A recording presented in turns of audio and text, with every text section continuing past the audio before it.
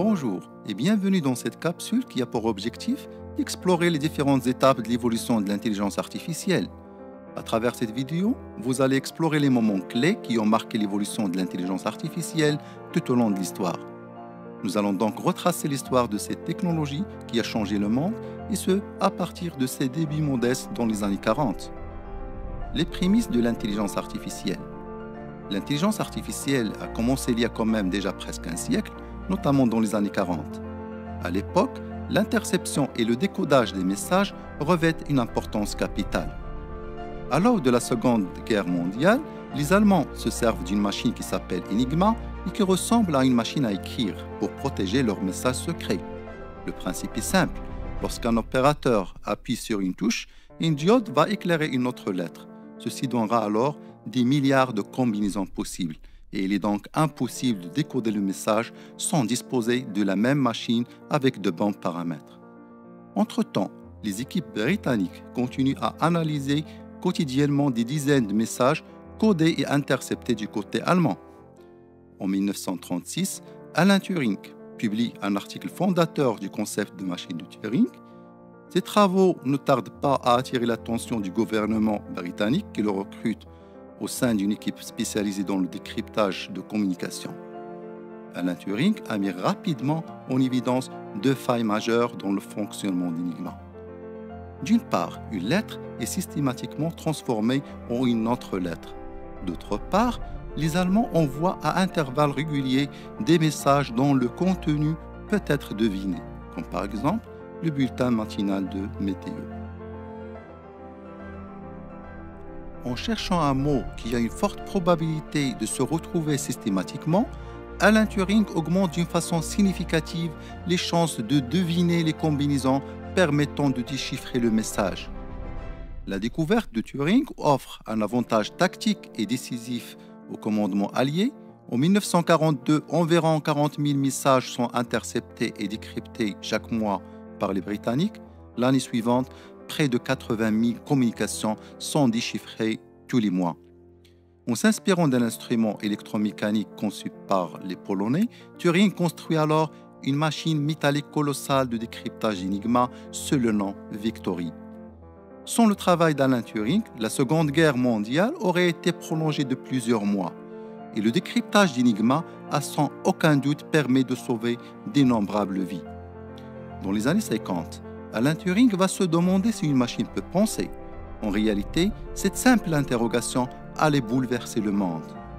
Ceci a donné lieu au test de Turing. Ce test avait pour but de vérifier si une intelligence artificielle est capable d'imiter une conversation humaine. Dans les années 60, Arthur Samuel a développé une intelligence artificielle capable de jouer au jeu de dames en auto-apprentissage. C'était une révolution à l'époque car c'était la première fois qu'une intelligence artificielle a battu le champion du monde américain dans ce domaine. Dans les années 70, les investissements ont diminué, notamment en raison de l'optimisme excessif dont les chercheurs ont fait preuve en sous-estimant les difficultés à obtenir les résultats qu'ils promettaient. Cette période est connue aussi sous le nom de l'hiver de l'intelligence artificielle. Par la suite, le domaine de l'intelligence artificielle a connu une seconde vague d'évolution à l'ère de machine learning et du deep learning. Cela constitue alors la seconde vague de l'évolution de l'intelligence artificielle. Dans les années 80, il y avait la naissance du concept de machine learning qui est un petit peu différent de la programmation ordinaire. Ces techniques de programmation utilisent des probabilités statistiques pour donner aux ordinateurs la capacité d'apprendre par eux-mêmes sans programmation explicite. Dans les années 90, IBM conçoit, à l'aide du concept de machine learning, le logiciel Deep Blue, qui a battu Kasparov, le champion du monde des échecs. Il faut noter que Kasparov avait déjà gagné 4-2 face à ce super ordinateur de IBM, mais IBM a ensuite doublé la puissance de calcul et a perfectionné le logiciel pour cette seconde rencontre où Deep Blue a pu remporter la partie. Avec la victoire de Deep Blue, l'intelligence artificielle semble rattraper l'esprit humain dans un jeu considéré depuis toujours comme exigeant de haute capacité intellectuelle. Ceci était une nouvelle révolution avec le jeu des échecs, qui est un peu plus complexe que le jeu de dames. Puis dans les années 2000, de nouveaux concepts de type learning ont été dérivés du concept machine learning, mais beaucoup plus profonds avec la mise en place de réseaux de neurones. Cela a permis de répondre à des problématiques plus complexes, notamment dans les années 2010, où l'entreprise DeepMind, rattachée plus tard en 2014 à Google, a développé son fameux logiciel AlphaGo.